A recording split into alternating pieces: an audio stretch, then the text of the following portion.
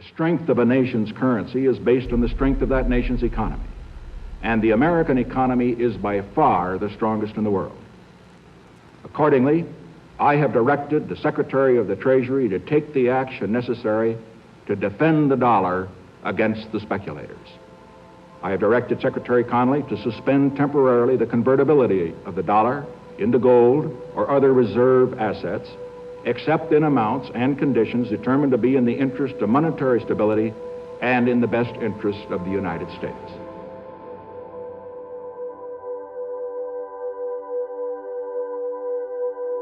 August 15th, 1971 will stand as an important event in economic history for many, many generations. In fact, hundreds of years from now, people will look back to that day.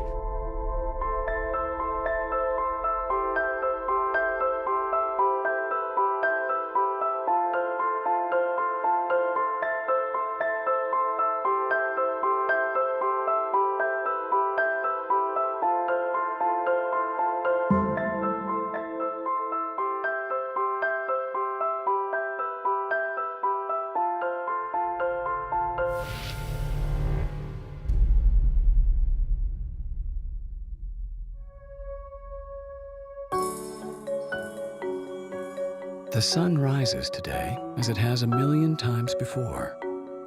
Commuters wake up and travel to their offices to begin the day's work. Farmers tend to their crops. Construction workers build new infrastructure. Today is a day like any other. Or is it? In 2008, the world experienced one of the greatest financial turmoils in history. Markets around the world started crashing, and major financial institutions, once thought to be invincible, started showing signs of collapse. Governments responded quickly, issuing massive bailouts and stimulus packages in an effort to keep the world economy afloat. And it worked. The global economy recovered much quicker than most predicted, and soon it was back to business as usual. And yet, something still isn't quite right. A growing sense of unease fills the population. In the world of finance, indeed, in all facets of modern life, cracks have started to appear. There's angst out there, and I think if you talk to people on the street today, they would tell you, I don't know what's causing all this, but this just doesn't feel normal to me. The government's running $1 trillion worth of deficit. Why isn't the economy improving? The government's going to spend almost $3.7 trillion. Why don't I have a job? Why is the unemployment rate at 9%? And I even think that number's understated. A lot of people are feeling unsure about the world today, concerned that something terrible is waiting in the wings. We're told that the global financial crisis of a few years ago has been fixed. But what if the crisis isn't the cause of the angst so many of us feel, but rather the symptom of a much deeper problem?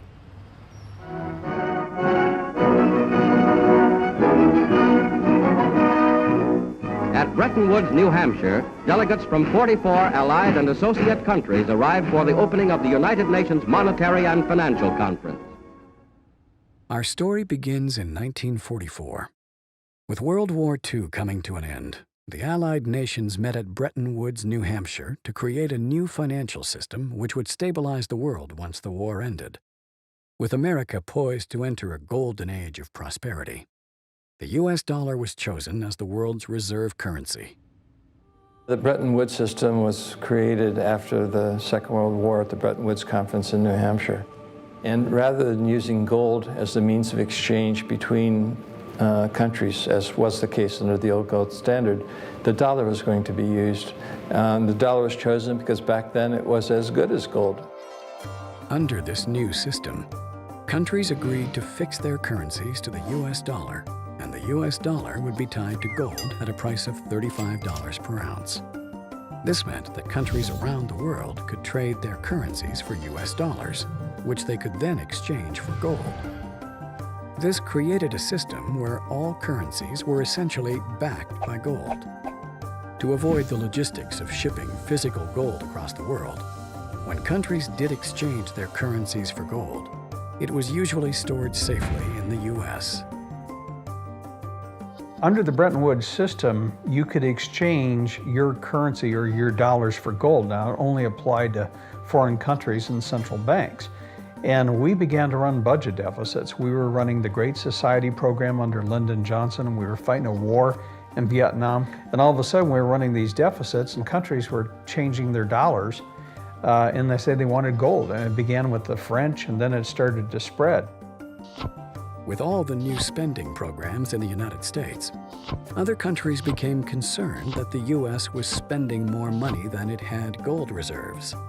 They started exchanging their dollars for gold and demanded physical delivery, as they felt that there were more dollars being printed than the gold that backed it. To prevent this outflow of gold from American vaults, President Nixon called for an emergency suspension of the gold convertibility system. I have directed the Secretary of the Treasury to take the action necessary to defend the dollar against the speculators. I have directed Secretary Connally to suspend temporarily the convertibility of the dollar into gold or other reserve assets. All of the problems that we see today in the monetary system are a direct result of the decision made in August 15th, 1971, to abandon a fixed link back to gold. What gold did is it provided discipline on governments, provided discipline on government spending. Under the old system, if you ran a budget deficit, then what would happen is gold would flow out of your country until there was a balance again. Well, without any gold backing, then countries ran perpetual deficits. So if you look at, for example, this country, from 1971 on, the U.S. has never run a surplus. Ever since we went off the gold standard, it's just been perpetual stimulus. Good times, bad times, always run a deficit. What led Nixon to abandon the gold standard in 1971, and although he claimed it was temporary, we've been waiting 40 years, we're still off of it. We ran up huge deficits during the 1960s. We had the guns and butter economy where the government was both simultaneously fighting a war in Vietnam abroad. In addition, we were funding manned missions to the moon and the whole space program. We were creating more money than we had gold reserves to back it up. And a lot of our foreign creditors saw this and began to demand gold rather than their Federal Reserve notes, because they sensed that Washington simply didn't have enough gold to make its commitment to back the dollar. By removing the link between gold and the U.S. dollar, President Nixon created a system where all currencies were backed by nothing. This is what is known as a fiat currency. Fiat currency is currency that's backed by nothing except government promises. The word fiat is a Latin word, and it basically means currency that's circulating by force. If people have confidence in that currency, and if there's enough government force, that will enable the currency to circulate for a period of time until people lose confidence in the currency. There is no nation on this planet that currently uses money. We all use currency. There will come a day when everybody knows the difference. Money is a medium of exchange, and the way it has evolved is that it's always something of intrinsic value until the modern age, when the politicians say, well, we don't need anything of intrinsic value anymore. All we need is political decree. We can say this is money, this piece of paper is money. Now money has a new characteristic. But underneath it all, there's this same concept in place that nobody ever seems to challenge, and that is that governments have a right to declare something of no value to be money, and you must accept it. That's really the problem, and it's still the problem today. It's destroying the economies of the world. With currencies no longer backed by anything real or tangible, their value was measured only in relation to each other. And because countries with relatively weak currencies can make products cheaply, countries devalue their own currencies to make them desirable trading partners. Every paper currency measures itself against the dollar. So if the dollar goes down, the other central banks respond to that, and they try and intervene in the foreign exchange markets to ensure that the impact doesn't hit their domestic economies. What is a Ponzi scheme? A Ponzi scheme is a fraudulent investment scheme that promises high returns for investors with little or no risk. Sounds too good to be true, right? That's because it is. In a legitimate investment scheme, The money invested is used to build wealth, typically through low-risk ventures like stock or real estate portfolios. Over time, this generates enough income to pay the investor back their initial investment plus some profit. A Ponzi scheme, on the other hand, promises massive returns quickly. How does it accomplish this? Instead of using the money invested to build wealth, a Ponzi scheme simply brings in more investors to pay off the previous investors. And because these new investors have also been promised large returns, the scheme must then find an even bigger group of investors to pay them off. All the while, the creators of the scheme are skimming cash from each group of investors. Because a Ponzi scheme doesn't generate any wealth itself, it must constantly bring in larger and larger groups of investors to keep functioning. Eventually, no more new investors can be found, or large numbers of previous investors all cash out at the same time, and the scheme collapses in on itself. By this time, the perpetrators of the scheme have siphoned off tremendous amounts of money for themselves, while the investors are left out of pocket and out of luck. Without a fixed link to gold, the U.S. Treasury has been able to borrow and spend as much money as it wanted. When the U.S. government needs money, it takes out a loan with the Federal Reserve. The Federal Reserve prints the currency required for the loan, and in return receives an IOU from the U.S. Treasury. These IOUs are called government bonds. With the money provided from these loans, or bonds, the U.S. government pays its bills and obligations. Meanwhile, the U.S. Treasury and the Federal Reserve work closely together to sell these bonds at auction, where foreign central banks, pension funds, and even individuals buy these U.S. government loans. And why wouldn't they? Loaning money to the U.S. government is virtually a risk-free investment. But if the loans are spent on bills and paying off previous loans, where does the government get the money to pay back the current loan and the interest that is charged on it? Is investing in a U.S. government bond simply one small part in a giant Ponzi scheme? The Federal Reserve System is definitely a Ponzi scheme. There's no question about it. They go through the appearance of lending money to the governments, and the governments agree to pay back the money plus interest. And so this money comes into being. They create it just for that purpose. They give it to the governments. Didn't exist before that, you understand. Central banks just make it out of nothing and click a few keys on a keyboard of a computer, and the Treasury of the United States government now has another $1 trillion that it can spend. That's where that money came from. And so that creates a liability on the part of the federal government to pay it back, plus interest. Now think about that, plus interest. Well, when it comes time to pay it back, plus the interest, they can't pay it back, and they certainly can't pay it back plus interest too. So what they do is they borrow more to cover the original loan plus the interest, and then by that time Congress wants more money anyway. So the debt just keeps going up and up and up and up. Under the current monetary system, we borrow all of our currency into existence, and we promise to pay it back plus interest. If you borrow the very first dollar into existence, and that's the only dollar that exists on the planet, but you promise to pay it back plus another dollar's worth of interest, where do you get the second dollar? The answer is you have to borrow that. It's a Ponzi scheme because you can never pay it off. It always requires that we go deeper into debt. Since 1971, the United States has been running trade deficits with the rest of the world, meaning we've been buying a lot more products from the rest of the world than they have been buying from us. The Japanese and Koreans sell us cars and electronics. The Middle East sells us oil. And the Chinese sell us seemingly everything on our Walmart shelves. The U.S. pays for these products with U.S. dollars, and everyone is happy. But if countries were to convert these U.S. dollar profits back into their own currencies would rise in value, making their economies less desirable to trade with. Instead, countries invest their dollar profits by buying U.S. government bonds.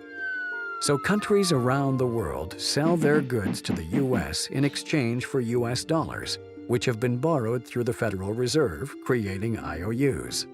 And countries then loan their U.S. dollar profits back to the U.S. by buying more IOUs.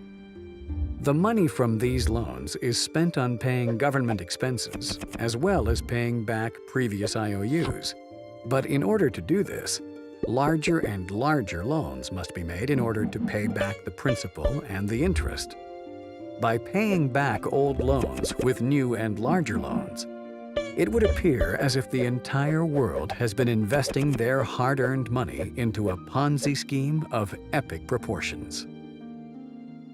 In this business of creating money for federal governments and national governments around the world, if they didn't keep creating new money in larger and larger amounts, the whole thing would crash, because that's where the money comes from to pay off the previous loans. It's the new loans. So that's why it's a Ponzi scheme. It's a classic Ponzi scheme. In order for the U.S. economy to function, we have to borrow more and more money from the rest of the world. And the more money they loan us today, the more money they have to loan us in the future. And if they ever stop loaning, the whole thing collapses and we can't pay them back. Every Friday night, Julia's job is to compare the grocery prices of our neighborhood stores for Saturday morning shopping. There are 5 big neighborhood markets within a couple of blocks of our house, and Julia spreads her shopping around, going where the prices are lowest and the quality best. Remember when a chocolate bar cost $0.25? When you could fill your car up for $5 and feed a family of 6 for $35 a week? Whatever happened to those days? Without anything tangible backing currencies, governments could borrow and print as much currency as it wanted. This has gradually led to the value of our currency being eroded. With the creation of all this money, that dilutes the value of all of the dollars that were out there before, so that the purchasing power of the dollar gets crowded down, and we used to be able to buy a gallon of gas for 31 cents. Now it's hitting around $5. The average guy in the street is affected by inflation because of the loss of purchasing power. And as a consequence, his standard of living is declining if he can't keep up with the inflation rate. In many measures of a standard of living, Americans today are actually worse off. You can take my grandparents. My grandmother never worked, despite the fact that my grandfather was a carpenter. And they had 8 children. Could a carpenter, somebody without even a high school diploma, just working in a blue-collar job, support a wife and 8 kids today? Not a chance. With inflation rising faster than incomes, people were forced into more and more drastic measures to maintain their standard of living. With each new day, the work of a family begins again. When we went off gold backing of the dollar, what used to happen prior to that is the husband went to work, the wife stayed at home, raised the family. Because of inflation in the 70s, the wife went to work. So now you had 2 incomes that were necessary to produce and buy the same goods and services. In the 90s, we stopped saving. The savings rate basically got down to 0 because people were spending. They couldn't save in order to buy the same goods and services. Then we got to the last decade. The wife was already working. The savings were down to 0. They borrowed money. And so we've gone from 2 earners getting rid of our savings rate to borrowing money to keep pace with inflation. The average person is now forced to borrow well beyond their means, getting themselves deeply into debt. At first, this was to maintain a nice standard of living, but slowly, it has become necessary just to survive. By printing so much currency and devaluing it so heavily, it would seem that governments are essentially levying a hidden tax on their people. Central banks try to say that 2% or 3% inflation is a good thing, and they make that a target. Well, it's still a tax. Why is 2% inflation or 3% inflation better for the country than no inflation? You'll be told, of course, that it's better than deflation, and you'll be told that people like to feel that their money or their jobs or their wages are going up by 2%, at least it's something. Well, in fact, that 2% is robbery, and what they get is going down by that amount. We are experiencing inflation these days. I mean, yeah, they say the CPI is up whatever it is, 2 or 3%. I mean, anybody who's alive knows that inflation is well beyond that, probably running double digits. The purchasing power of the average person has been deteriorating drastically. But in order to disguise this, governments have been skewing the figures in their reports to make it seem as if inflation is much lower than it really is. There is this curious distinction made, which most people don't understand, between core inflation and headline inflation. The core inflation is the basic 2% target, which doesn't matter. And the headline inflation is once you include all such of things like energy prices and sudden tax rises and the rest. Well, the inflation rate is skewed. They use all kinds of contrivances to make the inflation rate look lower than what it really is. If the U.S. government were using the same CPI model that they did when President Carter was in the White House in the late 1970s, the inflation rate today in the United States would be 9 or 10%. That's how badly the currency is being debased. Now, the reason why they do that is there are a lot of inflation-adjusted responsibilities that the U.S. government has to pay out money to, for example, people on the Social Security system on an inflation-adjusted basis. If they keep the inflation rate low, according to their own statistic, that means they're paying out less. That means the government budget deficit is less. A thriving metropolis, Toledo is one of the world's greatest glass processing centers. In Akron, the state's 5th largest city, that story deals primarily with rubber. Akron is the rubber manufacturing capital of the nation and the world. Her very name is synonymous with rubber. In a global economy where currencies are measured only against each other, countries are able to artificially lower the value of their own currency, making their industries more competitive. A country with a weak currency can make products cheaper, causing entire industrial centers to move overseas. This effect has been seen countless times in cities around the world, some of which still haven't recovered from the loss of their industrial base. I think the guy on the street he's kind of frustrated. They go, gosh, I went to college, I don't have a job, I can't get a job, I spent all this money, I've got student loans, it's costing me more to live. The Fed is telling me there's no inflation, yet I go to the store and I see the price of milk going up, eggs, meat. I pull into a gas station, it's costing me more for gas. They don't really understand how all this affects them on a personal level. And that's why I think they're frustrated, because there isn't an educational system that explains that, look, when you print money, when you have nothing backing it, and when you debase it, you have all the side effects that you see. Higher inflation costs, corruption, cronyism, all the things that have been in headlines that we've seen over the last 4 or 5 years. The protest movements are an interesting phenomenon. A lot of people are terribly upset with Wall Street. They're upset what's happening to their purchasing power. They're upset with the news that they hear of the fact that the executives of these giant banks are getting $1 million bonuses at the same time they're dipping into the pockets of the taxpayers to get all this bailout money. And so they're angry. Unfortunately, people are demonstrating against the crisis, the economic crisis, and yet at the same time they're demanding more welfare, they're demanding more medical benefits, they're demanding more state control and regulation of their lives, they're demanding more money being created and pumped into the society. They don't realize that those are the very things that have brought them onto the street in the first place in their anger. While the person on the street is struggling to get by, we're told that what we're experiencing is a typical recession. Why then does this current crisis feel different to previous economic recessions? This is far from typical. I think this is the end game. I think what we're experiencing now are the pains of the 40-year experiment in fiat currency coming to an end, and it is an absolute failure, not only for America, but for the entire world.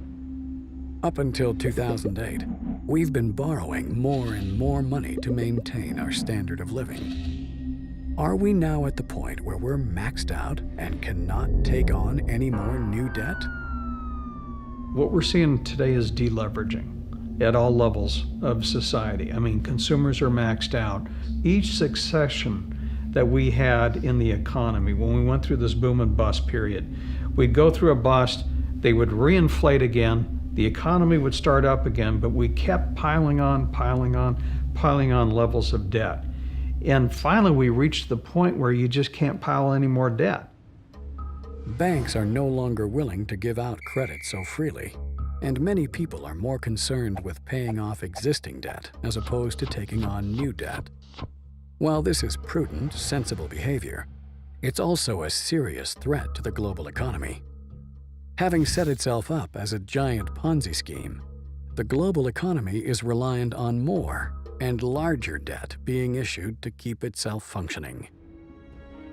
If you try to just live within your means and get by with just the amount of dollars that we have today, paying the interest on them collapses the currency supply. And so we continually have to borrow more units of currency into existence every month than we extinguish by paying off debt.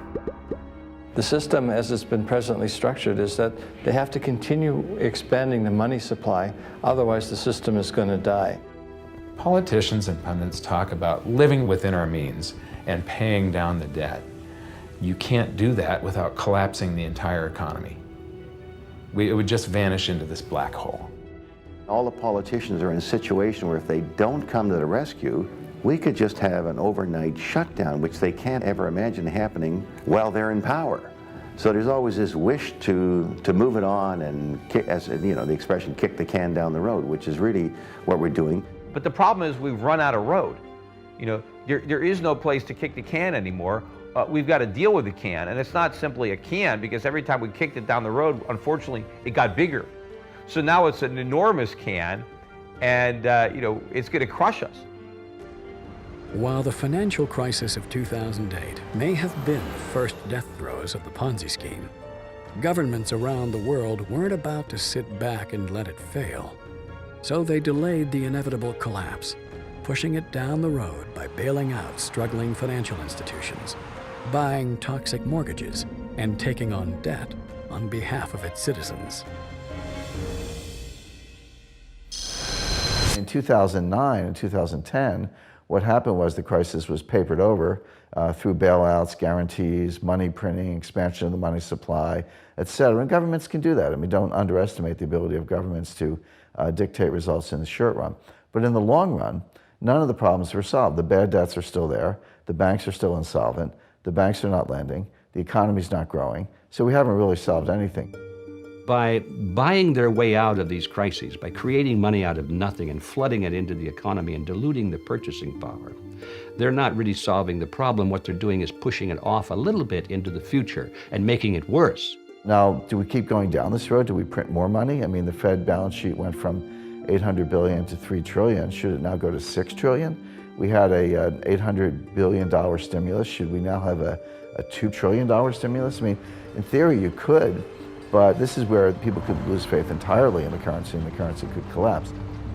The Federal Reserve's money printing exercises may help prop up the economy in the short term, but what are the consequences of money printing on such a large scale? I think you're going to see a very rapid decline in the value of the dollar in a matter of days, whether it's 20%, 30%, 40%. A lot of people have been buying the dollar as a safe haven. You know, when they find out that there's no safety there, in fact, they need a safe haven from the dollar. I mean, right now the dollar is benefiting from the fear trade.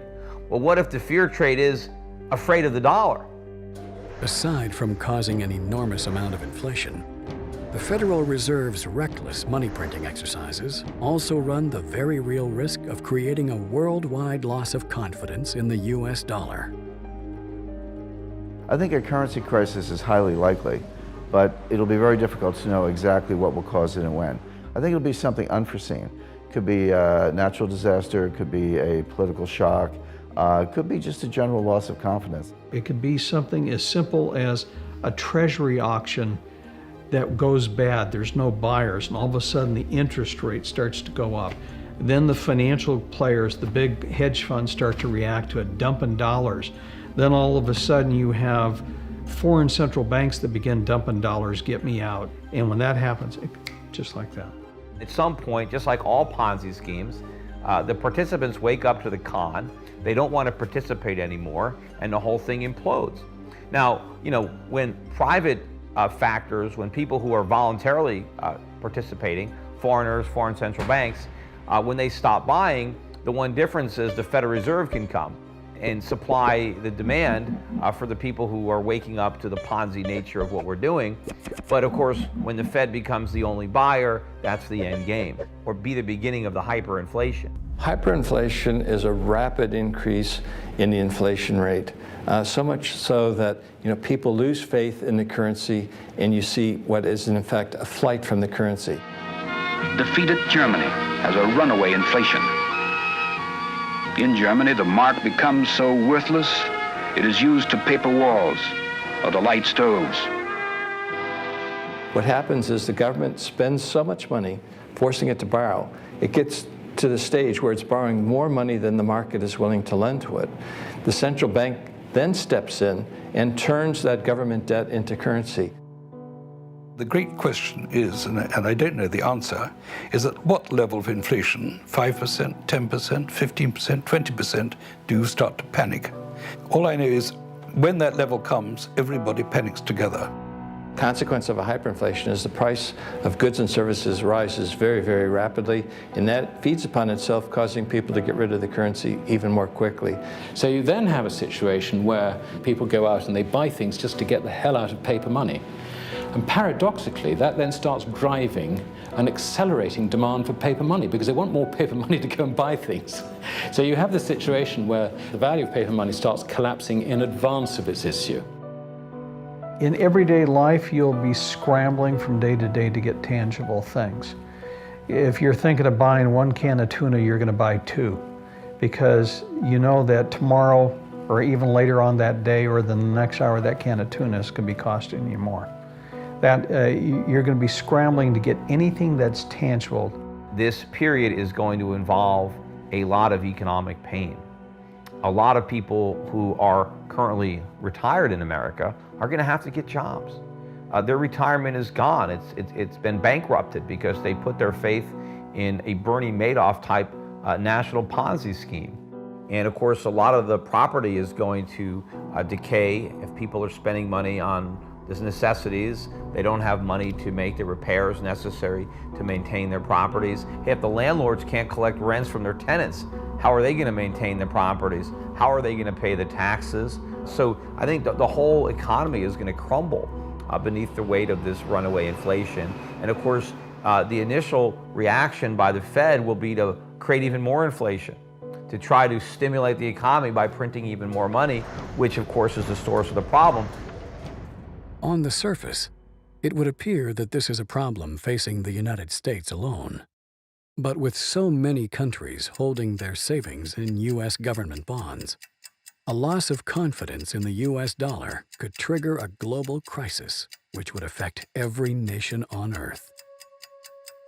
If the US dollar hyperinflates, the implications are really profound because you can go to a country like Zimbabwe and see the impact of a hyperinflation. But what happens when the world's reserve currency hyperinflates? We've never been in this situation before. It's impossible to predict, what the outcome is going to be. But logic suggests that if the US dollar hyperinflates, most if not all of the currencies of the world will also have severe economic problems because at the end of the day, the reserves of all of these currencies are basically dollars.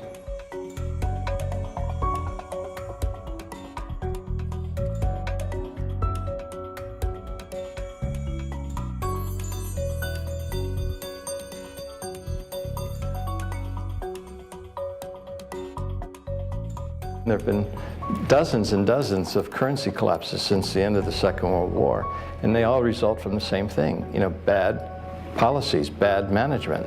And the U.S. right now is pursuing bad policies. Central bank is doing a bad job managing the currency. And as a consequence, it's inevitable that the dollar is going to collapse. It's on this road that I call the fiat currency graveyard. The markets, the private sector, however you like to decide it, people, they suddenly sort of move in a herd instinct, they suddenly sort of understand things. And this can happen overnight. I mean, it really can. So the timing of this is, I think, very difficult, if anything, impossible for us to say. But I would point out that there is the danger that, I use a metaphor, one morning we will wake up and find that we are in a very different world. It may not be one morning, it may be a week, a month, I don't know. But when it happens, I think it'll happen quite quickly, and we won't really be able to predict when. Hyperinflation may be one of several scenarios facing the world today. But history has shown us that whenever a nation tried to run its economy using an artificial fiat system, the end result is always the same: disaster.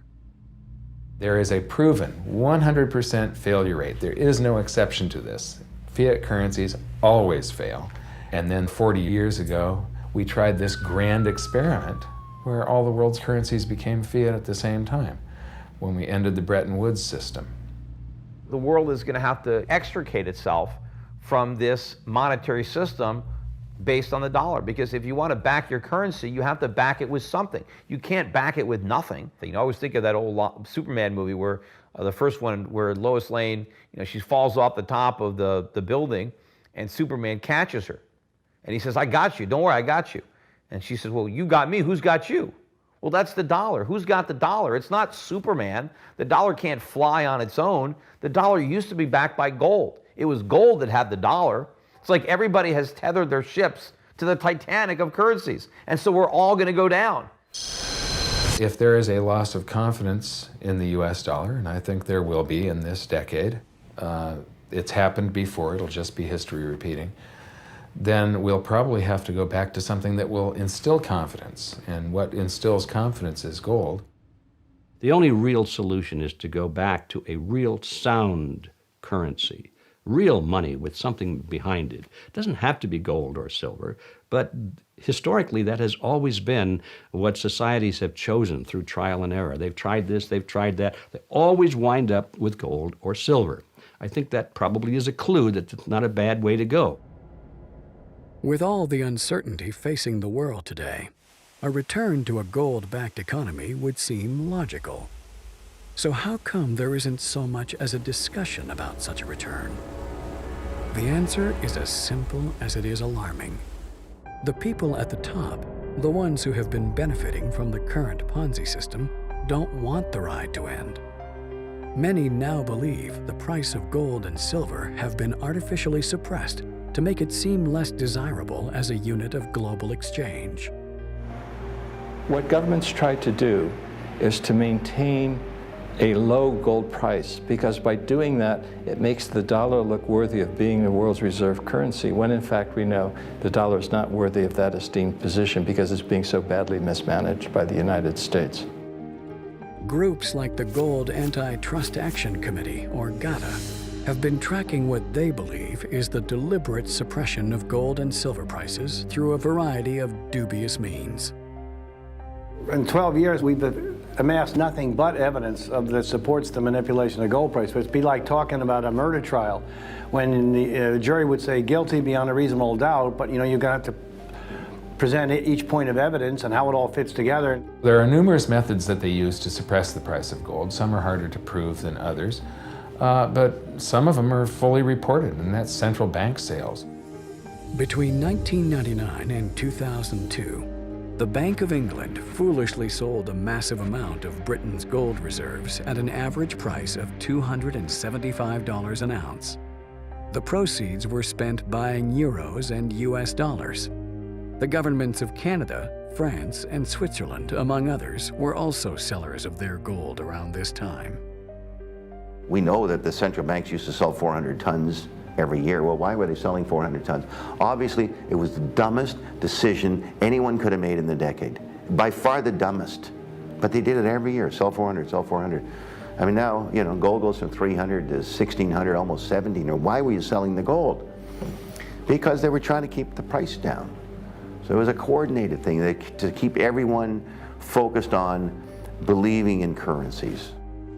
Alan Greenspan, in testimony to Congress, admitted that they were manipulating the price of gold when he said, "The world's central banks stand ready to lease gold in increasing quantities, meaning they were already doing it. Should the price of gold rise, meaning the target was to suppress the price of gold. So they were already doing it, and their target was to suppress the price of gold. He admitted it in testimony to Congress.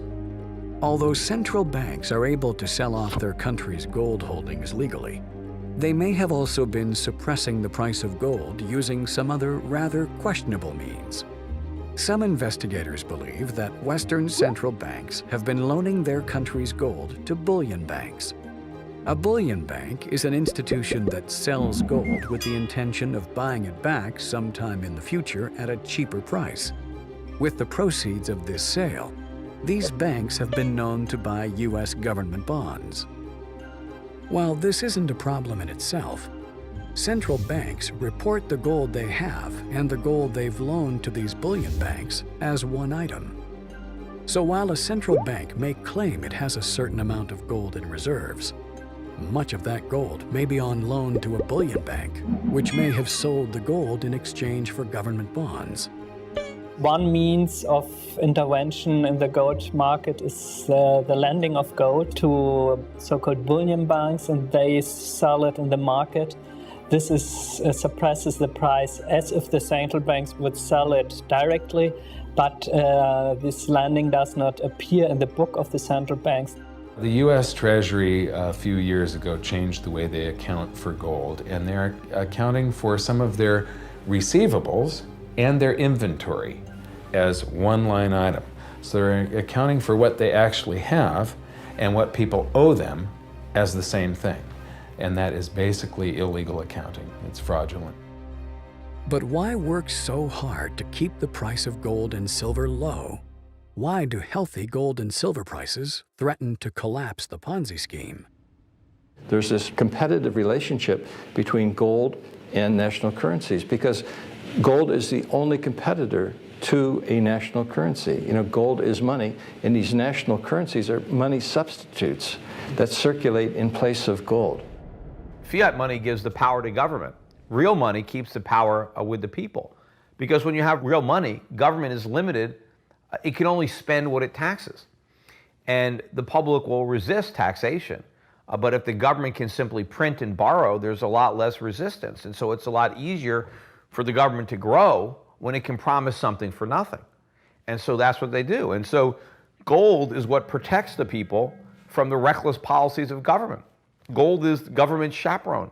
The government wants to be able to do whatever it wants. Gold stands in its way. So yes, gold is an enemy of big government, but it's a friend of freedom. It's a protector of individuals from government. Gold's a competitor to the dollar. When it's going way up, it's a threat for inflation. It's a barometer of the well-being of the United States. Look at gold screaming now and the world's falling apart. So it calls attention to how bad things are. So the U.S. government has an interest, Wall Street, the politicians, to keep the price suppressed. Wall Street doesn't want you going down to a coin dealer buying gold and silver coins. They want to sell you paper. The government wants to sell you paper. So I would say it's the government and Wall Street. Gold in the hands of people is the way you control government. Governments cannot create money out of thin air. If it's gold, they can only create paper out of thin air. And if they can create paper out of thin air, they can use that paper to wage wars, or they can use that paper as a political contrivance to enrich their friends. And as a consequence, governments have been fighting gold all century long. Despite this desire to keep gold and silver down, the recent instability in the markets has seen the demand for gold and silver skyrocket. This, in turn, has exposed a deeper problem within the central banks. The problem the central banks in the West now face is that they have sold an awful lot of gold to try and suppress the price of gold. They are now embarrassed by the fact that central banks, not in that original cartel, are now really very keen buyers of gold. And we're talking about the Chinese, we're talking about the Russians, we're talking about the Indians, we're talking about even Mexico. All these non-mainstream central banks, not part of, if you like, the top club members of the Bank of International Settlements, you know, the little guys in that context, they're picking up hundreds of tons of this stuff.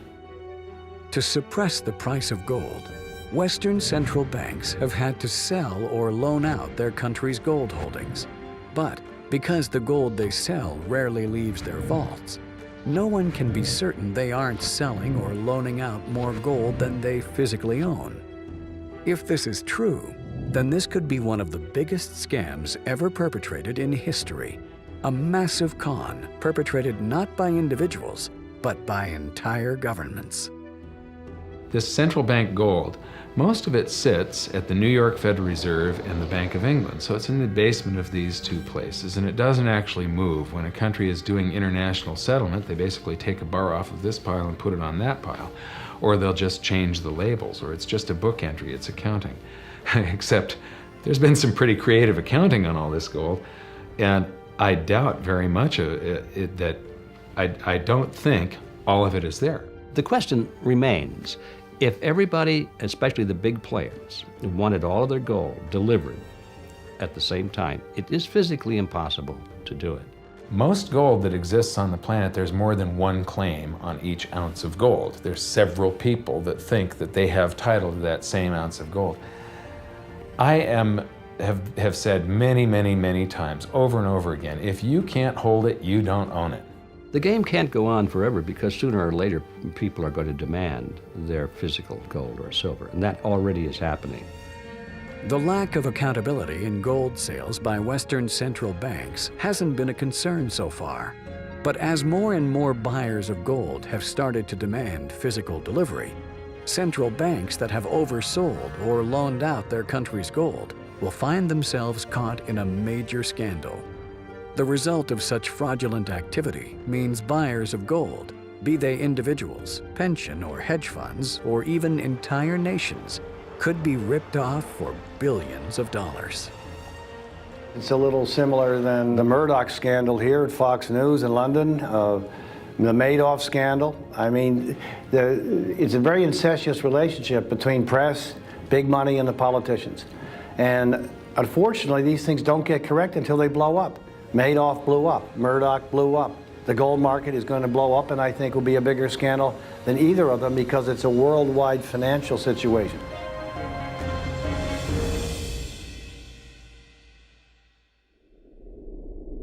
The only trick that the politicians in power today know, and the central bankers, the only trick they know is to create more money out of nothing, to inflate the currency. They have no other trick. So as long as we keep looking to them to be our leaders and solve the problem, how can we expect anything else? That's the only trick they know. Because the only other trick there is to stop inflating and to go back to a sound currency. And that would say, they say, oh no, we can't do that. And the reason they can't do that is because it would put them all out of business. They wouldn't be able to continue the Ponzi scheme. Even with cracks forming in the current financial system, the only solutions offered by governments are in fact just more steps down the road to disaster. But while a single person may not be able to save the world, there is still something you can do to protect your family and yourself. You cannot turn to a Ponzi schemer and ask him to run a real business because he doesn't know how. So you can't turn to all of these Ponzi schemers in government who are inflating the currency and say, well, let's solve the crisis in some other way, because they don't know how. So the solution is to quit depending on the same people with the same mentality to solve our problems. If governments won't go back on a gold standard, individuals can go back on the gold standard all by themselves. Politicians can create fiat money at will. That's why it's fiat. So why would you want to put your faith in that? Put your trust in politicians and bureaucrats and central bankers when you could just have something real that has intrinsic value, that is scarce, and that is going to remain scarce. Would you rather have gold or a fiat currency? And we see what's happening in the world, and obviously people are starting to figure out that gold was likely to sustain its value way more than a piece of paper is. It's not that the price of gold is going up, it's that the value of the dollar is going down. The price remains constant in terms of human effort and purchasing power. An ounce of gold today will buy the same thing it bought 2,000 years ago. An ounce of gold today is approximately takes so much human effort to get out and refine the same human effort that it took to do certain things 2,000 years ago. It's the human effort equation that maintains stability. How much effort does it take? Gold is financial insurance. And the thing about it is you own it because you want to be protected. And you just have to have it if you want to have or sleep at night, because there's nothing else. If some catastrophic event happens, and we've seen them, how are you going to be protected? The current financial system may be dying, but where there is chaos, there is also opportunity. As the old model falls apart, the door may be opened for great prosperity. It's clearly not the end of the world. I mean, it's probably not even the end of America. For many countries, this is going to be the beginning of an economic boom, a giant burden being lifting off their shoulders, where the world no longer has to loan trillions of dollars to Americans so that we can continue to consume what we don't produce. When this comes to an end, the world will benefit. So it is not something that we should fear. We should embrace it as a world. This is the greatest wealth transfer in history. If we have a global currency crisis, then you're going to see a greater wealth transfer than has ever happened in all of history. It's all going to happen at once. Therefore, it's the greatest opportunity. We have millions of people now taking an interest in what is money, the question of what is money, what should it be? And they're learning, especially a lot of young people.